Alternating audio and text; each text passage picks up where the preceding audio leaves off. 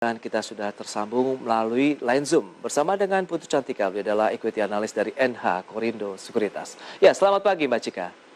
Halo, selamat pagi Mas Pras, selamat Ya. pagi pemirsa RDX. Baik, terima kasih atas waktu yang sudah diberikan. Begitu kita akan langsung ya menganalisis bagaimana dengan pergerakan market global. Tadi sudah disampaikan cenderungnya mengalami penguatan begitu. Kalau kita lihat Wall Street dengan memudarnya kekhawatiran inflasi, bahkan Dow Jones juga kembali lagi mencetak rekor. Bagaimana ini nanti sentimennya terhadap market di dalam negeri, Mbak Cika?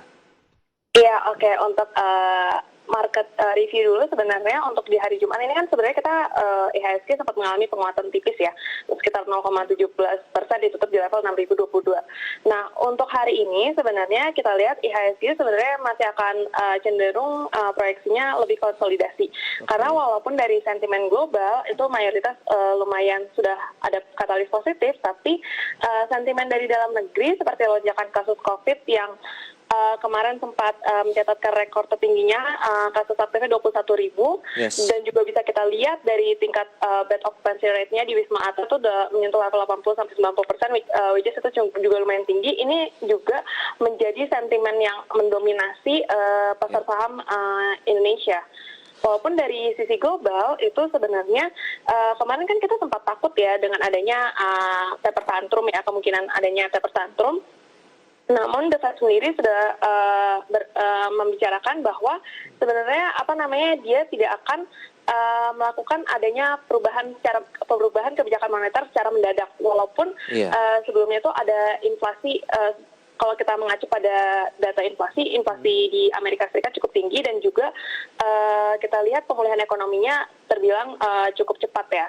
Nah, selain itu juga untuk dari katalis masih dari sisi global juga, dari Biden juga itu sudah menyetujui dengan para senator bipartisan yang tentang rencana infrastruktur sebesar nilainya USD 1,2 triliun ya, yang sebenarnya lebih kecil dibandingkan dengan anggaran awalnya sekitar 2,3 triliun. Namun tujuan awalnya tetap sama, untuk pemulihan ekonomi juga ada untuk perbaikan infrastruktur di Amerika, dan juga ada untuk membangun kendaraan listrik.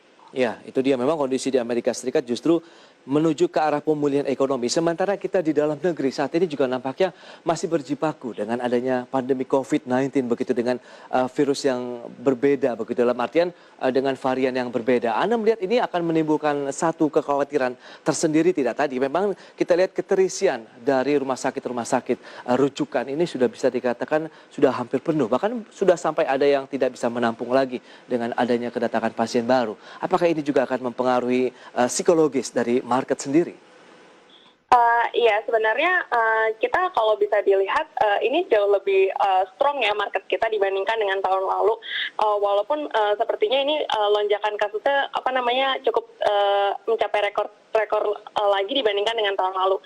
Hanya saja yang kita lihat juga sebenarnya pelaku pasar mencermati apakah kebijakan pemerintah itu untuk melakukan lockdown atau tidak. Karena kalau misalnya untuk melakukan lockdown itu akan mempengaruhi psikologis pasar juga. Tapi ternyata kita lihat pemerintah saat ini masih hanya untuk melakukan pengetatan PPKM, dan juga kita lihat juga kemarin sentimen yang positifnya dari domestik itu adalah vaksin kita tuh sudah mencapai 1,2 juta per hari dosisnya. Jadi hal ini cukup mengimbangi lah antara sentimen negatif dan sentimen positif yang ada di domestik.